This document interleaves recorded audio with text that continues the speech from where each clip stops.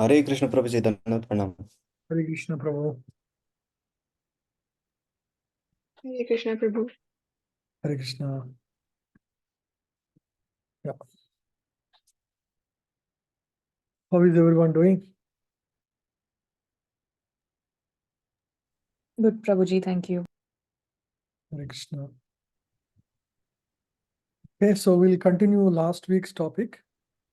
Before that, I want to check how many of you were able to spend, a few minutes to chant Hare Krishna after the session. Maybe on a daily basis. Who were able to do maybe one round a day? You can just show reactions. 1, 2. Oh, everybody almost. Yeah, very nice. That was very inspiring for me. So, yeah, along with learning Gita, if we do chanting every day, that really digest the knowledge that we are learning over the weekends. So it also helps you. It's like we mentioned, just like we eat every day to maintain our body. Similarly, the soul, who we are truly, also needs nurture on a daily basis. And spiritual practices like chanting the holy name is that medicine for the soul, or the food for the soul. And it's always preferred to do in the morning, but if you can't, at least do in the evening. That will always be helpful. So today also, at the end of the class, we'll do one round of chanting. So let's get started with the session for the day. Om Ajnanatimiraandhasya Jnananjana-shalakaya Chakshurunmilitam Yena Tasmai Shri Gurave Namaha. Sri Chaitanya Manobhishtam Stapitam Yena Bhutale Swayam Rupa Gada Mahyam Dadati Swapadantikam Vandeham Shri Guru Shri Yutapadakamalam Shri Gurun Vaishnavamscha Shri Rupam Sagrajatam Sagana Raghunathanvitam Tam Sajivam Sadvaitam Savadhutam Parijana Sahitam Krishna Chaitanya Devam Shri Radha Krishna Padan Sahagana Lalita Shri Vishakhanvitamscha He Krishna Karuna Sindho Dina Bandho Jagatpate Gopesh Gopika Kanta Radha Kanta Namostute Tapta Kanchana Gaurangi Radhe Vrindavaneshwari Vishabhanu Sute Devi Pranamami Haripriye Vancha Kalpatarubhyascha Kripa Sindhubhya Evacha Patitanam Pavanebhyo Vaishnavebhyo Namo Namaha. Jai Sri Krishna Chaitanya Prabhu Nityananda Shri Advaita Gadadhara Srivasadi Gaura Bhaktavrinda Hare Krishna Krishna Krishna Hare Hare Hare Rama Rama Rama Hare Hare. This mantra that we read is called Mangalacharan. Just for our understanding, because I didn't speak about it last time. Mangalacharan, the purpose of Mangalacharan is to invoke auspiciousness. Before any auspicious activity is started, it is recommended to invoke the blessings of Guru and God himself. So this is part of any spiritual activity. We invoke the blessings of God and Guru so that the activity receives the blessings. It blesses the attendees, it blesses the speaker, and it creates auspicious environment. So last week we started the topic of the spirit of Bhagavad Gita, right? And first we discussed the importance of Bhagavad Gita among Vedic literatures.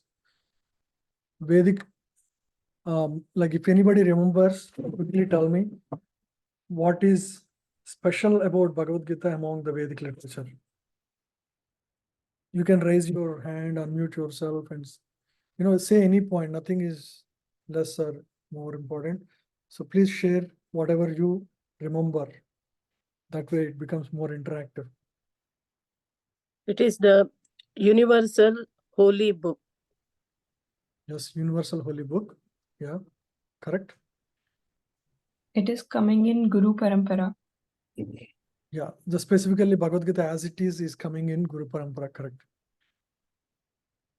And there, It is the gist of all scriptures. yes, yeah, that is very important point. There are so many Vedic literature. Like I said, there are 4 Vedas. Each Veda is like lakhs of verses. There are Upavedas, Vedangas, 18 Puranas, and then 5 Itihasas. Vedic wisdom is vast. One's lifetime, at least in the Kali Yuga, is insufficient to study all the scriptures, and how do you know what is the right, whether you come to the right conclusions? And there are hundreds of Upanishads, which is all pure philosophy. Yeah. So like Divya mentioned, it is the summary, substance of entire Vedic wisdom. Bhagavad Gita carries the wisdom of all the Vedic scriptures. And Adi Shankaracharya gave a very beautiful analogy for this. Anyone remembers what was the analogy? We discussed this in the beginning of last week's session. Krishna milking the cow. Krishna milking the cow. So Krishna, so if the body of cow is Vedas, the essence of cow is the milk, correct? And the milkman, the person who is taking the milk out is Lord Krishna. And who is Arjuna then? Arjuna is, Receiver of the milk like us. yeah, he's the calf. It's the calf. In the example we said, it is the calf. Generally, a cow gives milk as soon as it sees its baby. Sometimes cow doesn't give milk. Even though it has milk, it doesn't give until it sees its baby. It's generally, that is motherly affection. So a calf was brought, which is Arjuna, and the expert milkman, Krishna, takes the milk out of the body of cow and gives to calf first, and then the same milk is distributed to all the people like us. So that was so in essence, Bhagavad Gita is the summary study of entire Vedic wisdom in one small, like about 700 verses, right? In total, Bhagavad Gita has only 18 chapters and 700 verses, but it carries the wisdom of all the Vedic literature. So that is the importance that we studied. And we also heard that this Bhagavad Gita has been referred by great people in the past. Those we know. Anyone remember some of the names we mentioned in those who actually referred? Could be scientists, philosophers, or even acharyas. The atomic scientist, Sir Robert Oppenheimer. Oppenheimer, yeah. Oppenheimer, Einstein referred to it. Einstein. Mahatma Gandhi, the politician, always carried the book of, Gita.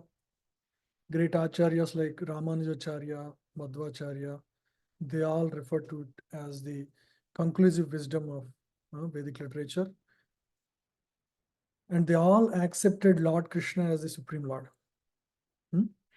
So, so we read one verse, which is Ekam Sastram Devaki Putra Gitam Eko Deva Devaki Putra Eva Eko Mantras Tasya Namani Yani Karmanyekam Tasya Devasya Seva.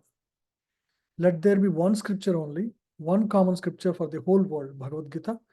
Let there be one God for the whole world, Sri Krishna, son of Devaki. Let there be only one mantra, one hymn, the Hare Krishna Maha Mantra. And let there be one work, which is the service to the Supreme Lord. So this was the verse given by Adi Shankara himself. Yeah.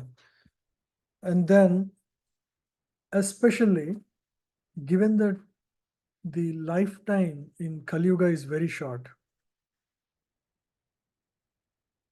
people are also much more degraded compared to other ages.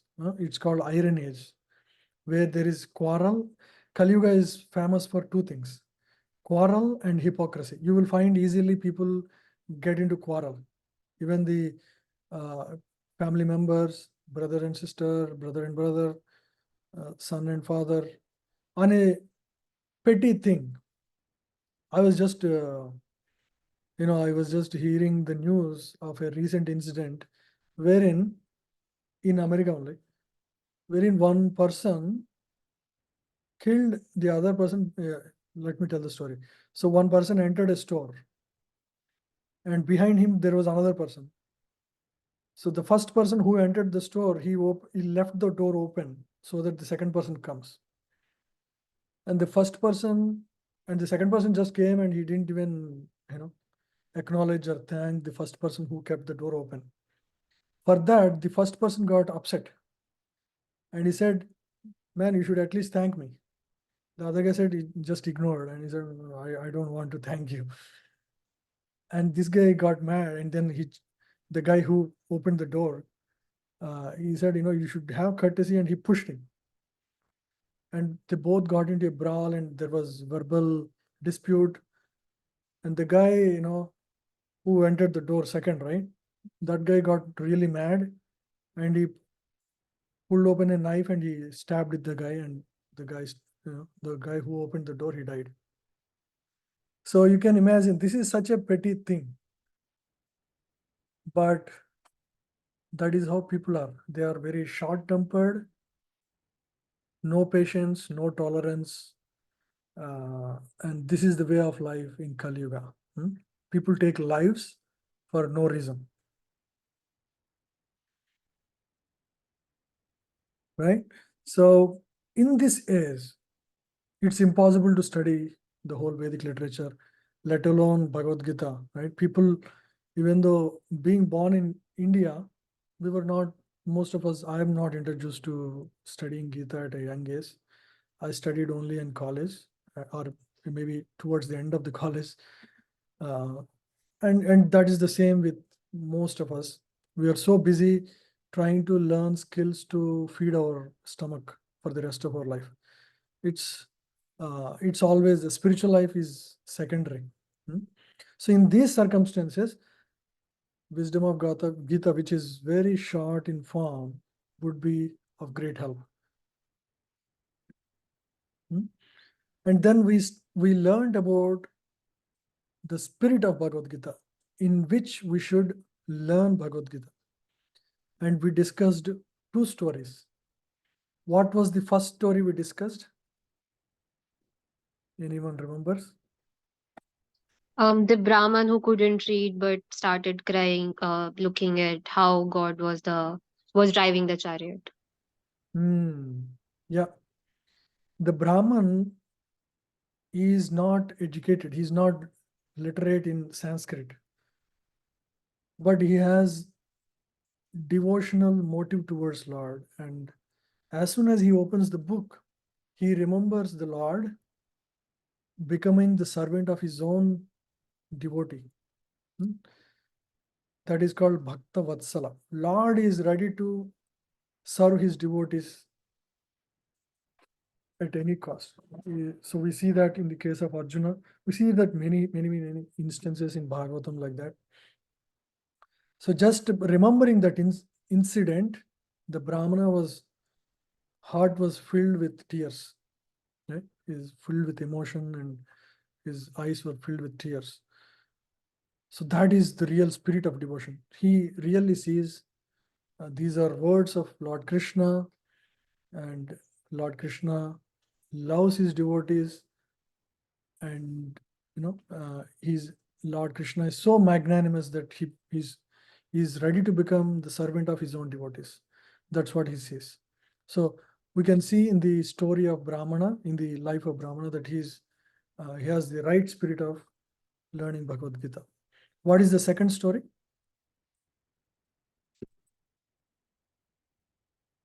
Anyone else? Please, Kushwant. What is the second story that we discussed? Is it the story of Arjun and Duryodhan going to Krishna asking for the help? Yes, yeah, yeah.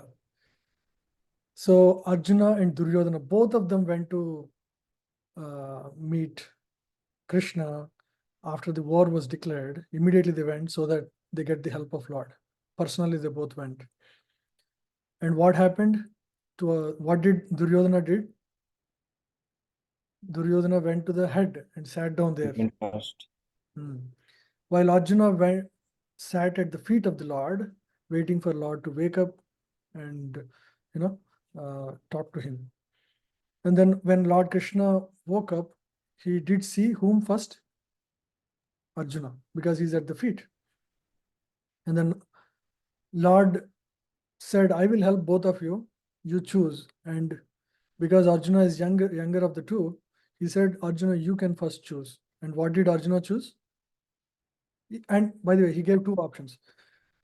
He said, all my Narayana Sena, million of them, can be part of your group to help you in the fight.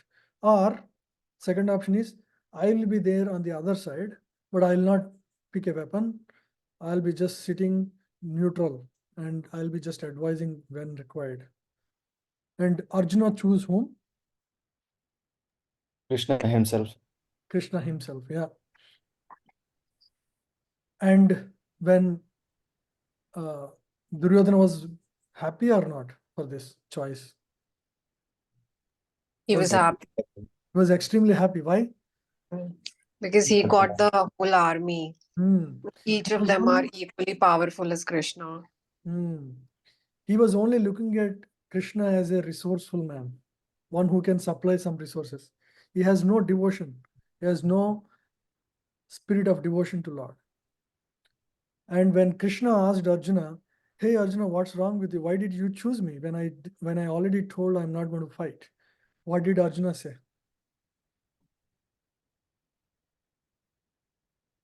Wherever there is Krishna, there is victory. Very good. Yeah. Wherever there is Krishna, there is victory. But the main point he said was, I don't want anything except you. I don't want your resources. I want you. I want you to be on my side. That's all he cared. Even though he's not coming with his resources, it did not matter for Arjuna. Yeah. So that was the spirit of devotion, because he has the unalloyed devotion to Lord Krishna.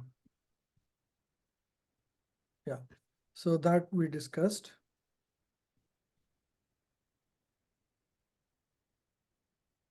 Yeah. So similarly, we understood, a lot of people perform various pujas in their, to various demigods. But generally the goal is what? When they worship someone, generally they want something. People go to temple asking for something. Do you all agree?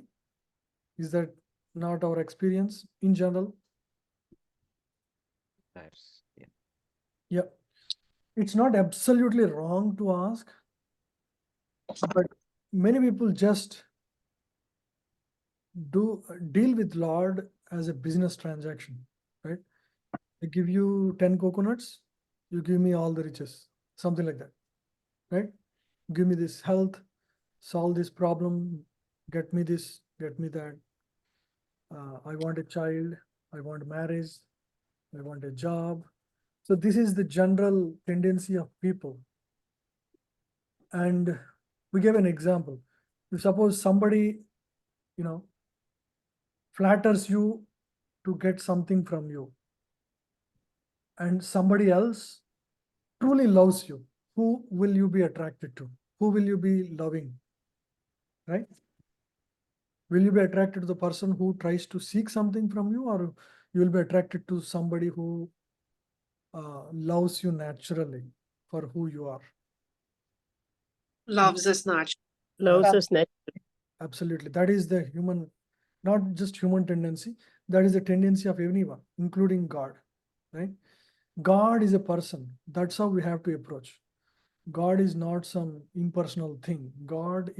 He has his feelings. He has The only difference between us and God is we are limited to our own body. God is conscious of everything, right? That's the only difference between God and us. Otherwise, both are sentient, both, he is everywhere. That is his mechanism. It doesn't mean that he doesn't know everybody equally well. He knows you as much as he knows me. He's right in the heart as Paramatma. So yeah, one who loves naturally will be definitely more what God is attracted to. So now you can understand what is wrong with all the various kinds of worship people embark onto in their life, right? To seek something from God, right? That's not the, of course, they're approaching God only. That is, if you want something, you would, as a child, you want to approach your father rather than somebody else. At least you are on the Vedic path. That is better than doing, completely depending on one's own strengths, definitely. But at the highest level, one understand God knows what is best for me and he gives me what is the right thing, right? So that is the right spirit of devotion. Like Hanuman, right? Like Arjuna. But we have seen in the lives of Ravana or Hiranyakashipu, they all want the Lord's consort. Somebody wants Lord's consort, Sita. Somebody wants some powers, right? These are demonic mentalities, being after God to attain something material. Yeah. And then there are few misunderstandings a lot of people have. We try to clear them. One question people ask is Bhagavad Gita real or just symbolic, right? Many people misinterpret, saying that Bhagavad Gita, the characters of Bhagavad Gita represent 5 senses.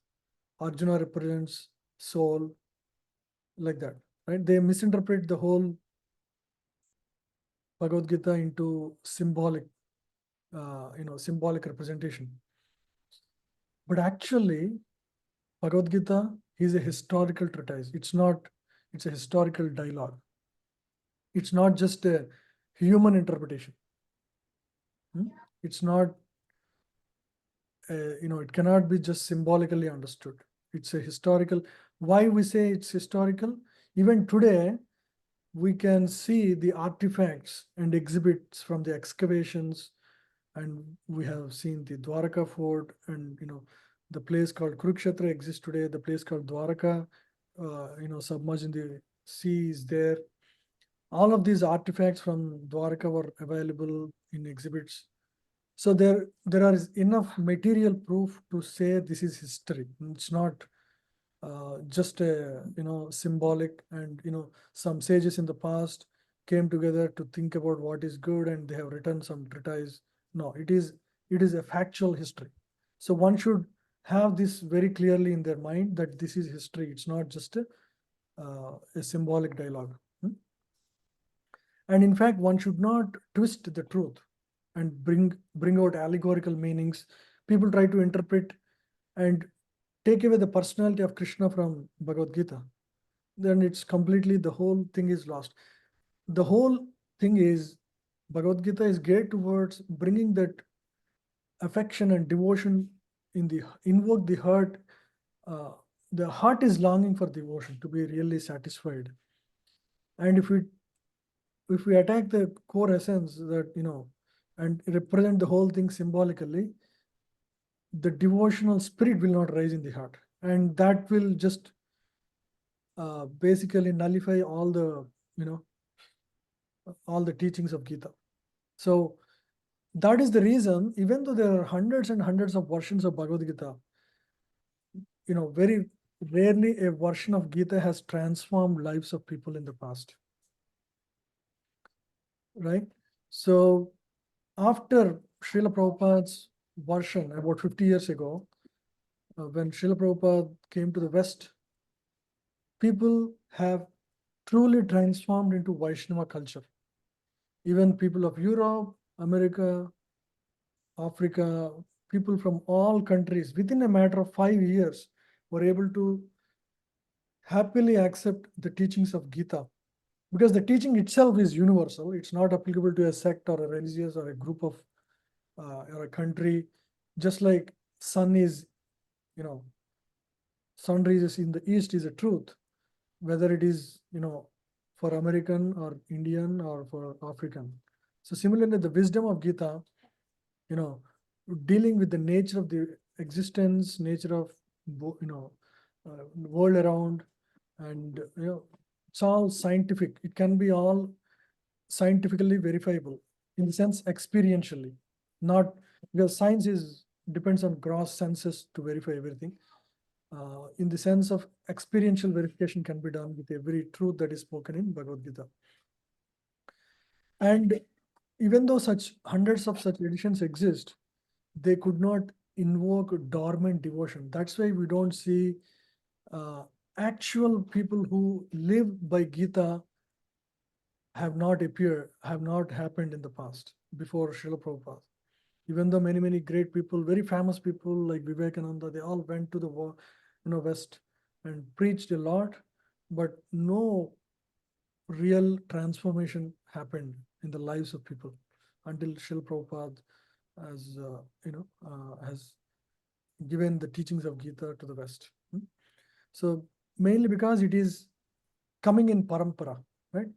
Prabhupada, hearing from Prabhupada is as powerful as directly hearing from Lord Krishna himself, because in parampara, when the teachings are given down the line of teachers, the message is coming in an unbroken chain of teachers, and message is given as it is, whether you are learning directly from Lord or whether you are learning from the current teachers or the acharyas.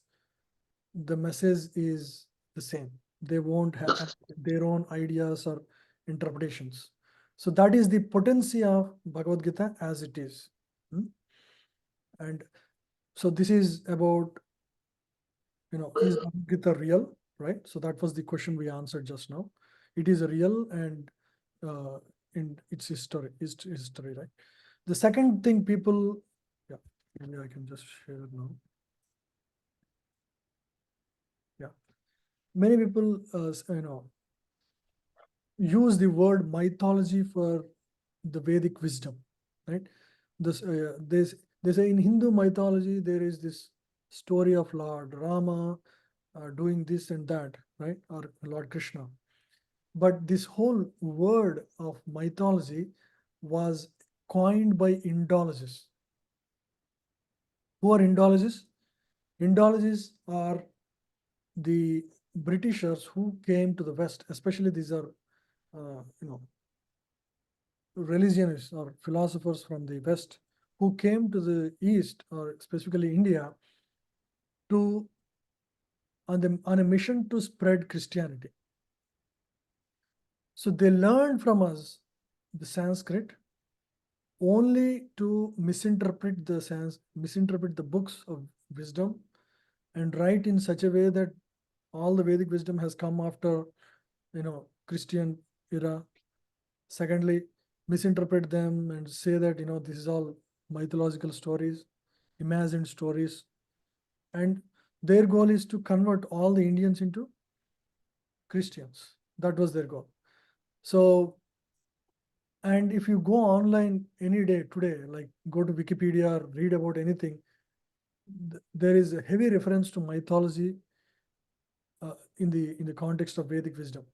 So oftentimes people think this maybe is mythology. It's not really a fact, but actually it is not, right? It is historical account. So all these people who have interpreted this as mythology have hidden agendas. So unfortunately, that is what is prominently available in the online or, in the libraries of the world. So such misunderstanding will not invoke the devotion in the heart. So, we should try to stay away from such wisdom books, so-called wisdom books, right? And then So these are Vedic wisdom is called Agama Shastras. They are not human driven or derived, sorry, human derived. It's not the fertile interpretation of a human brain, not even of sages. Agama means coming down from higher plane, from the spiritual plane. Sometimes human can be a vehicle, but the original wisdom was itself, it's not sourced in human fertile brain. It is coming from directly from Lord Krishna. So Purana means it's old history of the world. It's not mythology, it's not imagination, it's not allegory, it is history, right? So the word literally means old history. Purana means old history.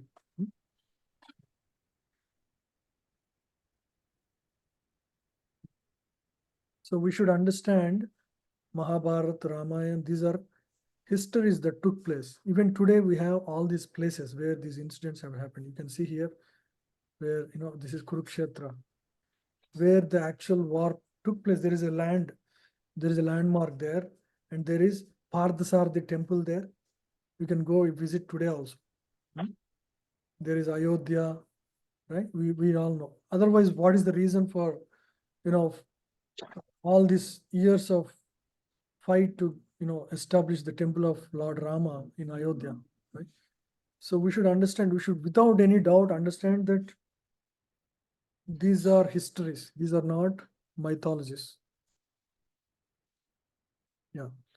Another thing many people do, these are all things that people do, which we should avoid. Many times when studying Gita, people do not give importance to Krishna himself. They'll try to take out the personality of Lord Krishna and personality of Arjuna and try to take, so-called lessons from Gita for their own use, right? Such interpretations will not help. Such use cases, where somebody tries to leverage.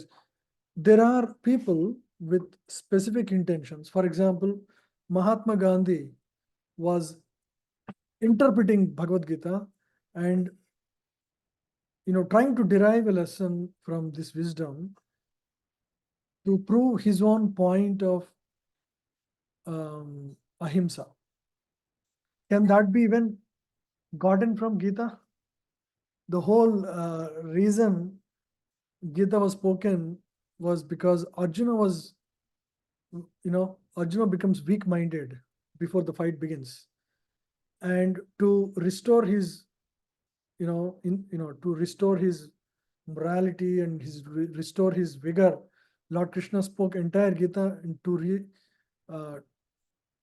to ignite the spirit of fight so that dharma can be established, right? So that was the whole reason. And, people try to misinterpret to meet their own ends. They have certain agenda and they try to see how these famous books can be used as a vehicle to spread their own ideologies. During freedom fight, there were many people, I don't want to name all of them, have,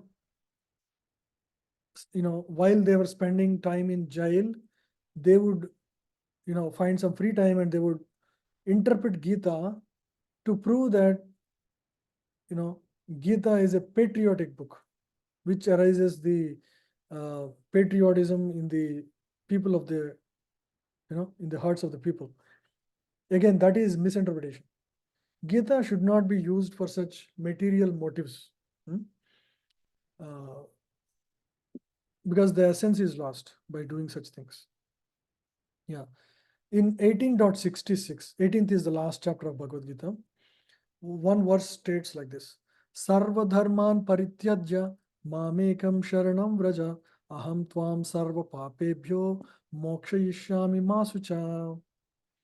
So the translation of that verse goes like this. He says, Sarva dharman parityajya, O Arjuna, I have spoken the entire Gita. Now I would urge you to give up all types of false ideas and just surrender unto me. If you surrender unto me, I will relieve you from all reactions, all negative reactions. I will relieve you from all bad negative karma. Do not even worry for your life. He says, you just surrender to God and I will take care of you. You just surrender to me, I will take care of everything for you. Right? So if you are interpreting Gita without referencing to Krishna, then what kind of lessons can you derive? Right? So one should not fall for such false misinterpretations where people try to extract their own, viewpoints, things like that. Yeah. Bhagavad Gita is not meant to improve your scholarship. It's not meant, it doesn't matter whether you know Sanskrit or not. It is not there to inspire the things like social surveys or, it's not for any of the material motives. Okay. So one should not misunderstand Bhagavad Gita's motive. Yeah. So now there's a simple quiz. Choose the right answer or answers and put a, yeah. There are 6 questions now. We'll go over each of them based on what we studied. I will go through them. You can help me answer. Modern scientists, based on research on excavations, have proved that a personality called Sri Krishna existed 5,000 years ago, and that well-developed city Dwarka also existed. The exhibits of such excavations can be seen today in the museums at Kurukshetra and Dwarka. This proves that Bhagavad Gita is real. A. Bhagavad Gita is symbolic. B. Bhagavad Gita is real, not symbolic. C. Bhagavad Gita is symbolic, not real. What is Bhagavad Gita is real. yes? Any other answer? And C also. It's real, not symbolic. Real and not symbolic. The most Symbolic. correct answer is C. Yeah. Also say A. C. Correct. Yeah. Both are answers, A and C, but C is the most closest. One should never twist the actual truth and try to pull out some allegorical meaning. Mundane commentators speculate that Kurukshetra is body and Pandavas are the 5 senses. So which all fall in this category? That is the question here. I think the question was not written completely. So first one is saying that, people speculate about Kurukshetra and Pandavas. Okay. Second one, hundreds of interpretations on Gita by authors with no devotion, but only mental speculation. Yeah. They also derive same allegorical meaning. Okay. C. Speculative commentaries lying in libraries with no practical value or application in life. Right? All these books who derive allegorical meaning, some very intelligent ideas from Gita, they generally have no effect on the people who study the books, those books. They just lie, filling the libraries with no practical value. Fourth, misinterpretation have no potency to invoke dormant devotion in the heart of living beings towards Krishna. Yeah. So what is in line with the statement here? A, B, C, D. A. In fact, everything actually. Everything is Everything is but everything is about incorrect interpretation of Gita. Correct. Yeah. The word Hindu mythology was coined by Indologists. And why did they do that? To promote Christianity. Second, to enlighten Hindus about their own Puranas. No. So that Indian priestcraft could be overthrown. See, to divert the sincere Vedic followers away from their own religion to Christianity. Which are all the correct answers in this? A, C, E. D is most correct, I think. Yeah, D is most correct. A and C is also correct. Yeah. Hmm. A, C, D, correct. Agama Purana means coming from old times and the result of researches and manufacture of the wise people. Second, which is coming from higher plane, not manufactured here.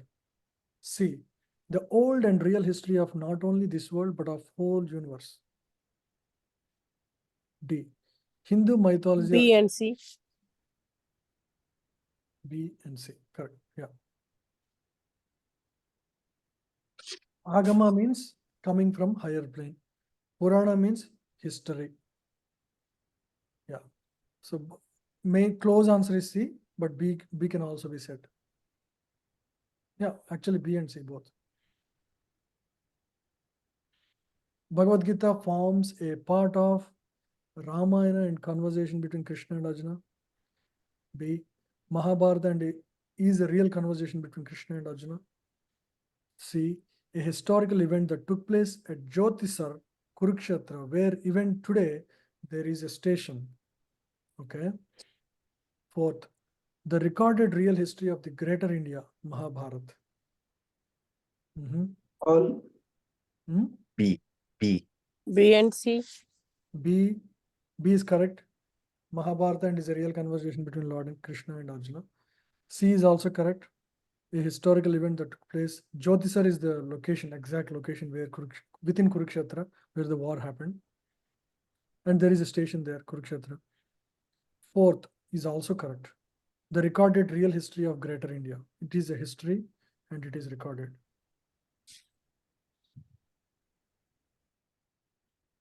The goal of Bhagavad Gita is, okay, let's see, to teach us how to surrender and worship Sri Krishna, the central point and main subject of Gita. Second, to develop the broad vision of impersonal light to attain the state of tranquility. C, to become patriots of nation and render social service for the welfare of all. Fourth, to become a Sanskrit scholar of the highest degree. Okay. A. A. Correct, yeah. Once you develop devotion, it's like this, right? I know none of you are married, I guess, but when you get married, for example, right? It is the first time, suppose it's, you married somebody whose family you don't know till now. You married your wife or your husband. That's the first time you develop, some kind of relationship with your spouse. And over the time, you start building your relationship with your spouse, parents, your spouse, brother and sister, and their extended family. Slowly, the relationship develops, correct? And over a period of time, you would develop love for the whole family, not just your own husband. So that's exactly what happens when we develop love towards God. God is the root of existence. When we develop love for God, right, in the true sense, when we develop devotion to Lord, naturally that begins there, but it doesn't stop there. If you want to lead a very harmonious life with the nature around you, with people around you, all of that starts with developing your core relationship with God. So that, yeah. So the point I'm trying to say is, the whole idea is to live a harmonious life in this world while living in this world, understanding how everything is a manifestation of God. To simply put, that's called Krishna consciousness. Seeing God in everything, seeing divinity in everything, seeing auspiciousness in everything. Because everything is God's creation and everything happens in life for that purpose, right? All the challenges in your life, everything can be accepted in good harmony. And in fact, you see that this is the best thing that happened to me. Even the most challenging times, even though you may feel so very painful at the time, over a period of time, you will be easily able to connect the dots and see, actually, this is what Lord wants me to learn. Nothing in life becomes a pain once you become Krishna conscious, because you start seeing the divine connection in everything in your life. So that's what this point is about, to teach us how to surrender to and worship Sri Krishna, the central point and the main subject of Gita. So I have a question. So Hmm. I'm just trying to understand. I think you explained it, but there is still, I mean, a reason why we are doing this, right? We want that harmony or that auspiciousness in our life. So we do have a reason to do it. Hmm. And but then that's still selfish, right? I mean, we want harmony in our life, we want peace, and that's why we are talking about being devoted to God, Hmm. but we are still doing it out of wanting something, right? Yeah, that is good. Very good question. So to answer that, I will give first the nature of the jiva. The nature of jiva is anandamayo bhyasat. Anandamayo bhyasat means seeking pleasure is the core essence of jiva or the soul. No matter what you do, the nature of the soul proper is Sat Chit Ananda. That's the essential dharma, the nature of the soul. Just like if you find heat or fire, in the fire you find two things. What are the two things? Heat and light. If Hmm. heat or light is taken out of fire, there is nothing called fire. Hmm. The dharma of sugar is sweetness. Hmm.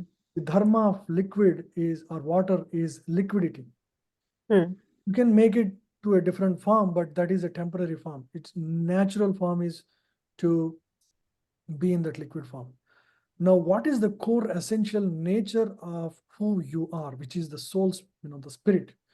That Hmm. essence is Anandamayo Bhyasa. The core essence is seeking pleasure. You cannot take away from yourself. So when that nature will be exhibited, whether in the material aspects or the spiritual aspects, that nature, that seeking pleasure is you cannot say, I will take away all desires from my mind. It's Hmm. impossible. You can only fill with positive things. Okay. Now, seeking to live in harmony with God is the thing that God wants from you, because we are part and parcel of God. Hmm. When we are part and parcel of something, the whole, it is better we align with the whole, right? So by that definition, we will be naturally happy in that state. We have to be. So right now, so the jiva is especially in the jivas in the material existence are called tatastha shakti. There is tatastha shakti means they can be either attracted and enjoy the material energies, or they Hmm. can engage in the higher, the higher dimensional service, the super spirit or the supreme spirit. They can Hmm. dominate matter and enjoy, or they can connect themselves to the supreme and enjoy. Both gives enjoyment, but the tendency of jiva is to control and dominate the matter and thereby derive happiness. That is what Hmm. we do all the time. We buy things so that we become happy. We buy home, or we marry, we study, we do everything so that we can have more things in our position and be happy, right? Hmm. Now, the nature itself cannot be. So what I'm trying to say is the core nature itself cannot be taken off. Change. It Hmm. has to be there. So it is not now. It's about alignment, right? Now you align with your core nature. That's what we're trying to do with this whole, study of Gita. Trying to align with the what Krishna wants us to do, right? And what is the right spirit in which to live in this world. right, you want to do, I mean, trying to do the right thing is not wrong, even though, because that's the core nature. You cannot get away from that. Hmm. Does it make sense? Or you can ask Uh, more questions on this. Yeah. so I think coming from the perspective that yes,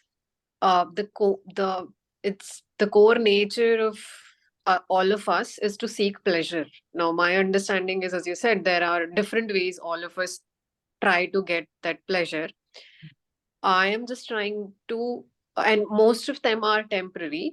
Uh, but I'm just I think the missing dot that I'm trying to see here is how aligning with the god is the ultimate form of seeking this pleasure. Like, how does that align? I mean, I understand that aligns, but out of all the different ways that we can do it, why is this the most sustainable or the way that we look for?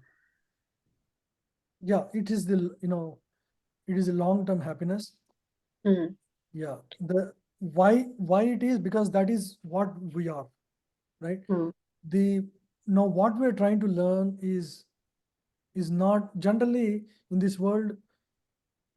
There are things very natural, right? For example, today, attraction between a boy and girl at a young age is natural, Hmm. right? So similarly, attraction towards God is also very natural. Hmm.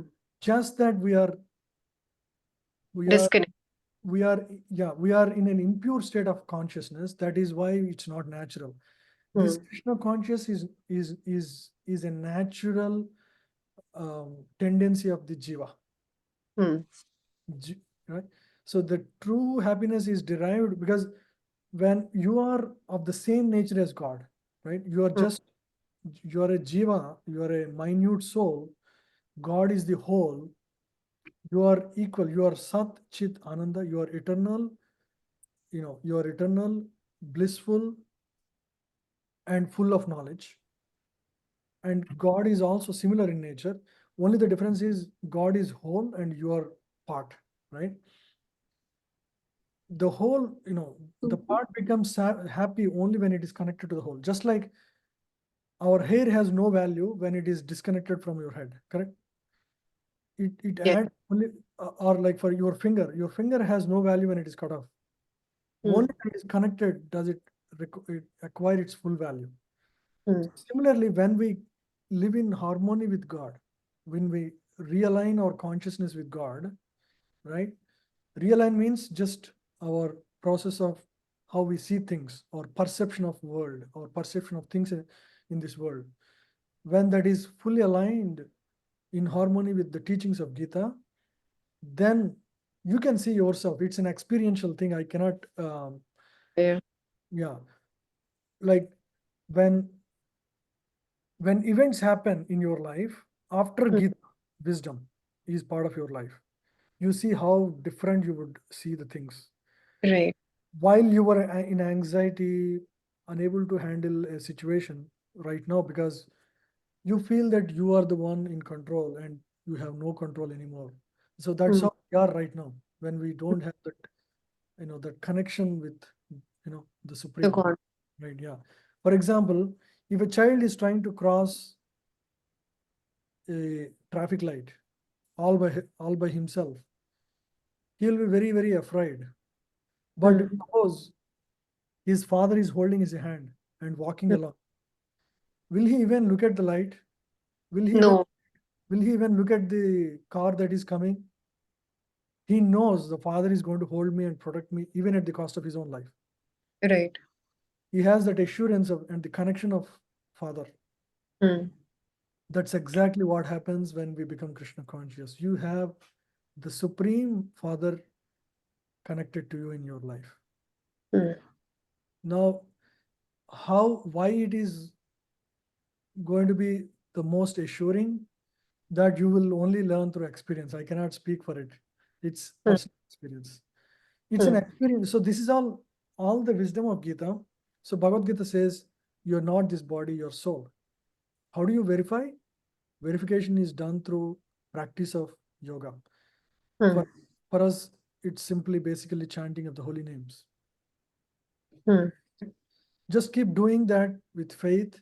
Right now, we may not have faith, we may not have any experience of why, but over a period of time, when we study in this process, in this practice, we naturally learn how this works. Okay? Okay, thank you. Yes. So I think this is good. This is clear. Yeah.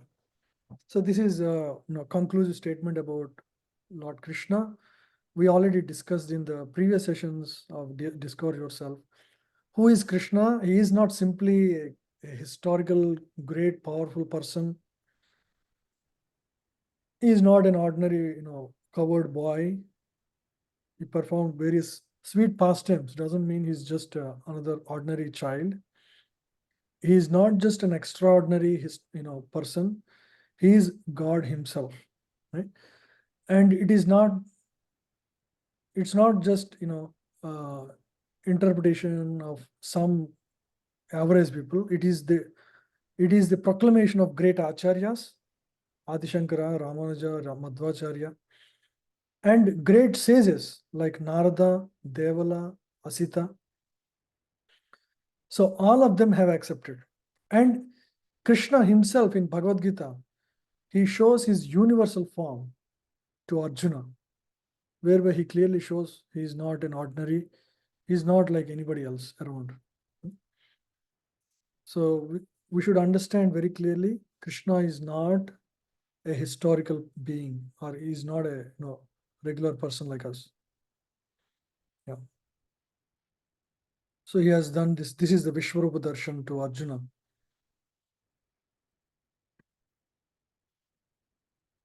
Yeah. So Bhagavad Gita study should not be taken up just like reading a comic novel.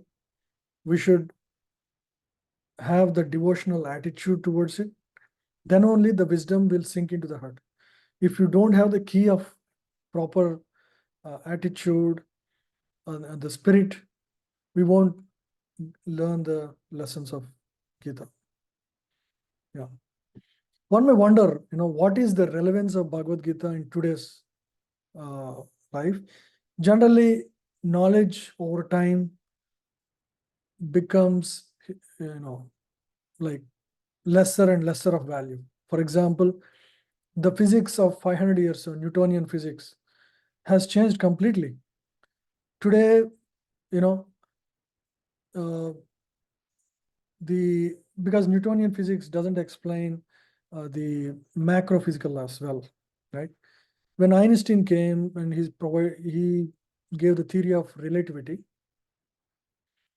that understanding has deepened, and now we can explain both micro as well as macro physical laws better, right? So over a period of time, the science that, as we know, goes through transformation, but the science of Bhagavad Gita is not like that. Bhagavad Gita is an absolute knowledge. The knowledge that we know in science is a relative knowledge. It only keeps better over a period of time, like a heuristic. It's never a perfect knowledge. Why? Because it is the source of relative knowledge, or the scientific knowledge, is our own human senses. People use their own eyes, ears, their own mind to interpret the knowledge they receive through various senses, and senses are imperfect. They're never going to give you the perfect knowledge, right? Eyes can see certain range. There are so many physical laws we cannot even perceive because they are beyond the range of senses. Let me put it this way, right? So Bhagavad Gita is not like that. It is an absolute knowledge, and it is spoken by Lord himself, who has perfect senses. He is not like one among us. And by the way, this knowledge is not just given 5,000 years ago. The same wisdom was given to the sun god Vivaswan millions of years ago. Exact same knowledge, the science of soul and the science of nature. All of this is given by Lord Krishna to Vivaswan many, many millions of years ago. So that's why this knowledge of Gita is called the king of knowledge. Yeah. Yeah. So we can see here, despite all the advances in the science, as we know, there are four core problems that it has not solved. What are the four problems that we know that cannot be solved by science forever? Age, health, death, birth. Birth, death, old age, and disease. It's called Janma, Mrityu, Jara, Vyadhi. So these are real problems. Why I call it as real problems? Real problems are those problems which no one wants. No one wants, nobody can avoid. And it is common to all. Everybody has to go through. Right? So we all have to go through birth, death, we all have to age, and we all have to die. So despite the so-called advancement, we couldn't solve these problems.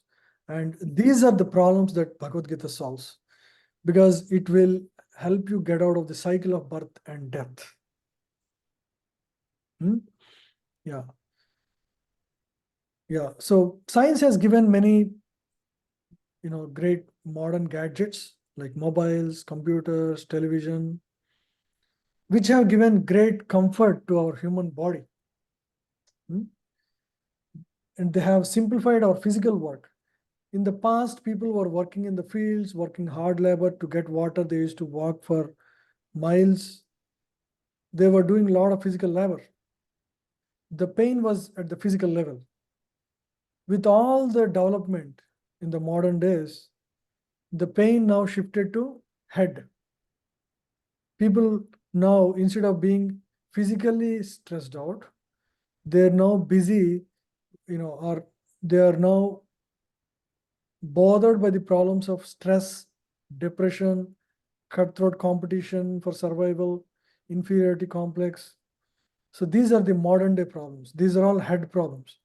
In fact, physical problems are much easier to deal compared to head problems. We all know that. And there are increasing suicidal rates because of this. And Bhagavad Gita, the wisdom of Gita, has solution for all these problems. And this is the reason why when Prabhupada came to the West, that time West was fairly rich. It's the #1 country in the world. But what happened was, there was a counterculture in America at the time, where all the young generations of age from 15 to 30, they were rebellious against their, the social standards at the time. And they were all, none of them were inclined to work. They were all taking to drugs. Only material opulence will lead to such kind of material life, where once you have all the material facilities, you start enjoying and lose control of your senses, and your suffering only will increase. And that is when Srila Prabhupada came to the West, and he converted all of them from being hippies into happies, people who are happy, right? They all became first-class Vaishnavas, practicing Krishna consciousness, studying Bhagavad Gita, and practicing Sankirtan, irrespective of caste, creed, color, nationality, because this is the science of soul, and soul has no physical limitations, right? This has nothing to do with one's religion, nothing to do with one's. We are talking at the level of the soul, which has no bodily designations, right? Yeah. So the teachings of Gita are meant to benefit the soul directly. And hence, when the soul is addressed, you are addressing the core. All the stress, anxiety, depression, they're all mental problems at the level of mind. When you address the when you nurture the soul, naturally the problems at a lower level, right? You have three multi-level existence. Soul is the core, surrounded with subtle body, which constitutes mind, intelligence, and ego, covered by the gross physical body, which is consistent of 5 material elements: earth, air, water, fire, and ether, right? When you nurture the soul, which is your core, naturally the problems of mind and or the problems of the physical body will not bother you much when the soul itself is thoroughly nurtured.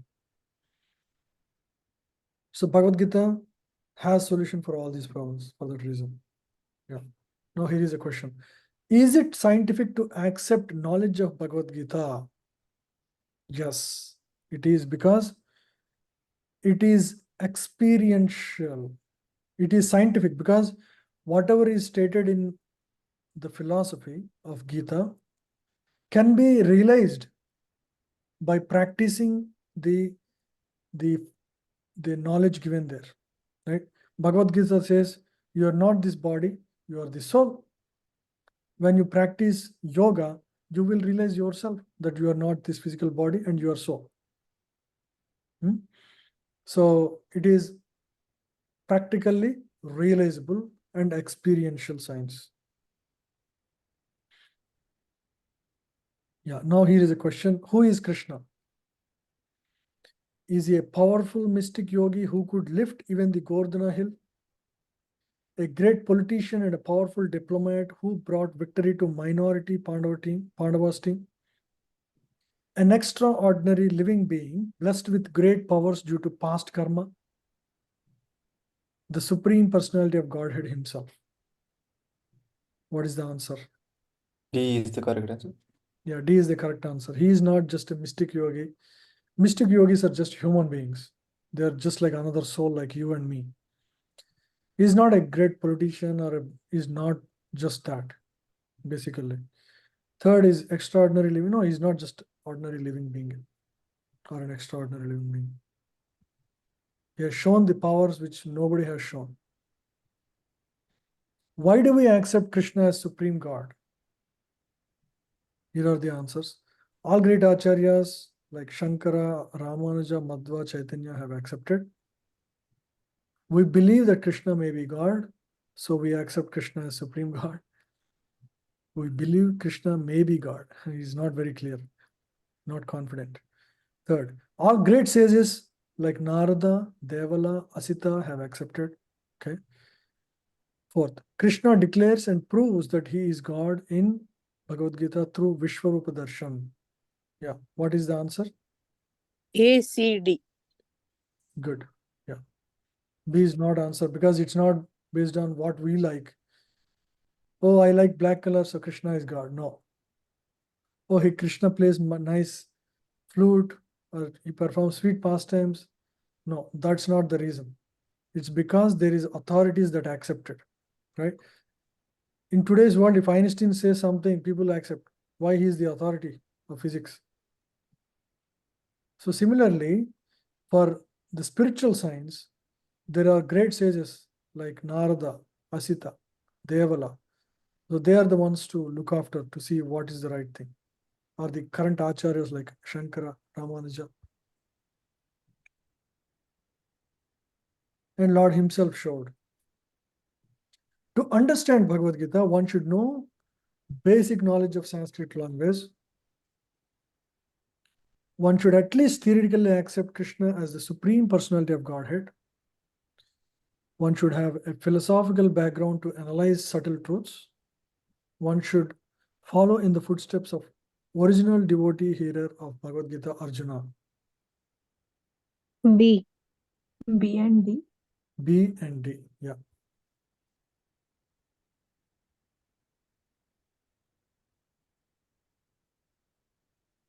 Bhagavad Gita is considered very valuable, read and appreciated universally because it is entertaining, read and throw quick tips book for our practical living. It is spoken by Lord because he is God himself. one can take up the reading of Bhagavad Gita like one would read a comic novel. It is a song of God containing valuable lessons spoken by Lord for the benefit of every human being to attain the ultimate salvation. Yep. What is the answer? B and D. B and D. Yeah. Everybody agrees, right? The wisdom of Bhagavad Gita is relevant even today because material science is changing while Gita is Raja Vidya, wisdom beyond effect of time. It has solution to modern day problems of stress, depression, cutthroat competition. Okay. Americans, Europeans, and people all over the world are able to appreciate the message of Gita. Okay. World-renowned personalities like Einstein, Thoreau, Gandhi have expressed their deep appreciation for the wisdom of Gita. Yes. What is the answer? And D probably. I think it's A. A. I think it's all of them. Yeah, No, Divya? except C. Yeah, everything is yeah, everybody is able to accept because it's universal. Yeah, all are answers. All are correct. Okay. So Bhagavad Gita won't use for quick tips, right? As mentioned, it's like a devotion. But why universities, I mean, like IIMs or anyone included this as a book in their curriculum? They made it as a curriculum. They are using like a quick tips only for management, things like that, right? Yeah, they It's want to derive some lessons. See, once you have spirit of devotion, you can also do many other things. okay. Doing other things, but missing the spirit of devotion is the problem. Okay, you will learn so many things that you can do in every day. You can benefit from that, right? No. But that's not wrong. The wrong thing is, not understanding who is Krishna himself. Not having the right understanding about Krishna. Okay. Hmm. Okay.